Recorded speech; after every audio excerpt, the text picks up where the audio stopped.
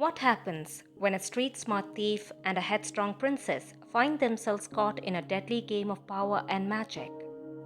In The Demon King, the first book in the Seven Realms series, betrayal, secrets, and ancient dangers collide in a world on the brink of war. Welcome back to the Fantasy Shelf. In this video, I'll be doing a book review of The Demon King by Cinda Williams Chima.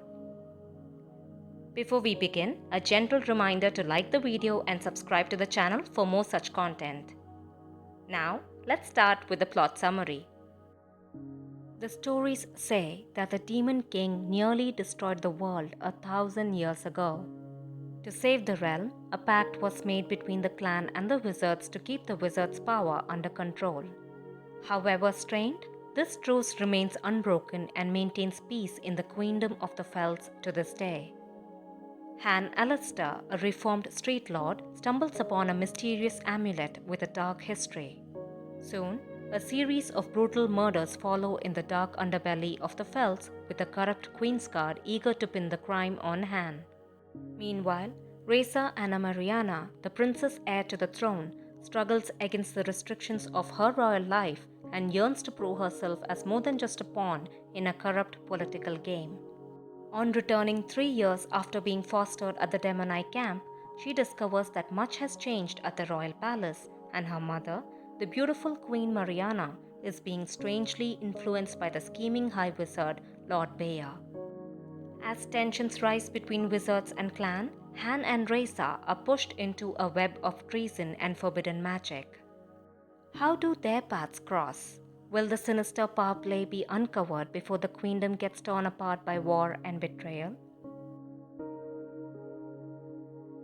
I have to say that the author is an excellent narrator. I was engrossed in the earnest storytelling right from the first chapter. The narration is smooth and natural, with the story being told from the character perspectives. We get to see the struggles of the common folk and the clan culture through Han's viewpoint, while Reza gives us an idea of court life and the wizards. The narrative voice and the dialects is distinct when it comes to different societies too. Though the main characters are not very original and follow familiar fantasy tropes, they are likable and compelling enough to root for. The villain of the story is just straight up rotten and not a complex character with a strong backstory. Despite the predictability in the plot, the author succeeded in capturing my attention because the entire novel is a continuous series of engaging events. Central to the plot is an ancient tale of love and betrayal set 1,000 years ago that led to a major power shift in the society. It resonates throughout the story, giving the impression that it has some bigger impact on the present. The bond between wizards and the clan is strained due to centuries of mistrust and conflict. This tension was explored deeply. I was not convinced by the Demonai warriors' resentment towards all wizards either. It goes to show that the bias runs deep on both sides. In terms of romance, there is plenty of light flirting and courtship as Reza is nearing her 16th birthday. The relationship between Han and Bird was simply off, whereas Micah's feelings for Reza seemed fake and forced. All the pairings in this novel felt doomed since the beginning, so I was not upset when none of it worked out. More than any romantic dynamics, the friendship between Han and Danza stood out, as did the connection between Aemon and Reza.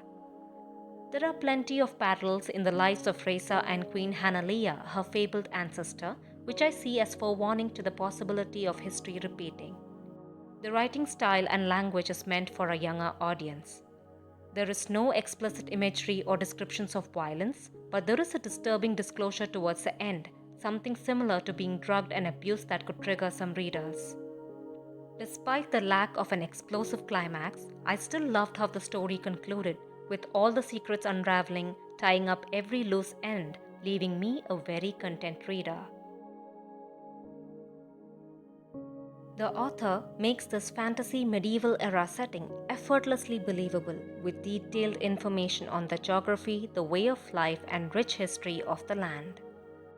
I enjoyed the elaborate details on clan customs, their appearance and outfits, emphasizing how different they are from other communities, giving a very clear idea about the social system of the Fells. The intricate details of this world have been cleverly inserted so seamlessly that it did not seem like information overload at any point. The magic system is well structured and highlights the difference between clan and wizard magic. Wizards have powerful magic in their blood that can be stored and channeled through amulets that they wear. The clan magic is understood as green magic or nature magic, which they use to heal and create magical artifacts. The wizards depend on the clan to make them their amulets regularly. This helps to maintain the balance of power in their society and to keep the wizards in check. Wizard children are sent to a magic school at the age of 16 to learn to channel their powers properly. The clan children choose a vocation at 16 years and start internship under a sponsor. I loved how the lore has been sprinkled throughout the story, leaving the readers to figure out the truth from altered history and the many myths. We also get a general idea about the neighboring nations and the political climate, giving us the impression that these lands will be explored more in the upcoming novels. There are plenty of interesting characters with distinct personalities in the novel, and the main protagonists are a joy to read about. Reza, the future queen, is a well-written female character with a strong sense of selfless duty and compassion for her people. She may not have any fighting skills yet, but she is sensible and smart enough to think on her feet. I was impressed when she came up with a plan to put down any mutiny caused by hunger and made sincere efforts to help her people. Her orchestrating a prison riot and being the negotiator added layers to her character.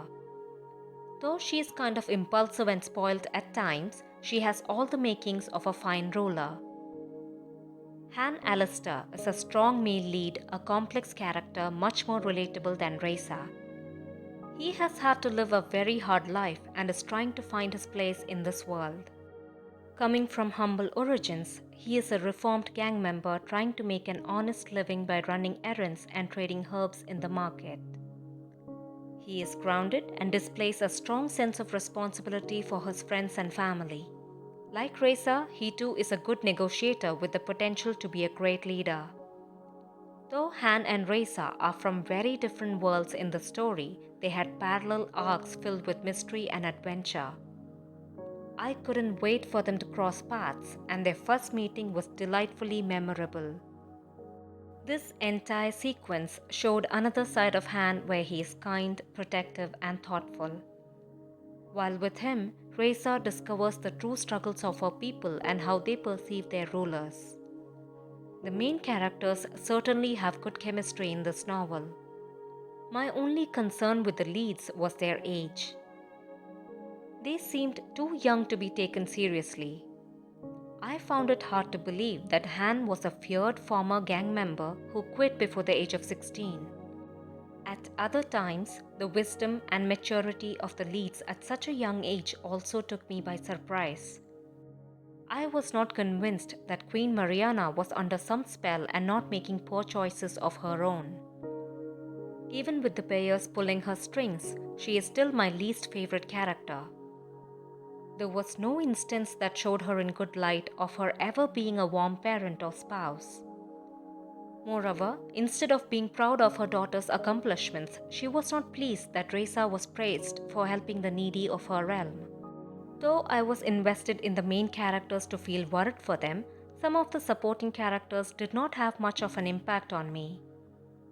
It is understood that the immediate family is of utmost importance to the leads, but they get very less page time for me to care about them. I do not recall if Reza had any interaction with her sister in this novel. The Demon King is one of the few fantasy novels that get me hooked till the very end. Needless to say, it is definitely going up on my list of favorite series of all time. The minor flaws certainly did not impact my overall positive impression of this novel, and I am looking forward to some good character development in the next couple of books. It took me about 21 hours to complete this book. I'm giving The Demon King a score of 8 out of 10. If you are looking for a traditional fantasy read with engaging characters and a rich world, then I highly recommend this series. I hope you like this book review. What are your thoughts on The Demon King? Did you enjoy the book as much as I did? Let me know in the comments. Like and subscribe, and I will be back with more fantasy book content. See ya!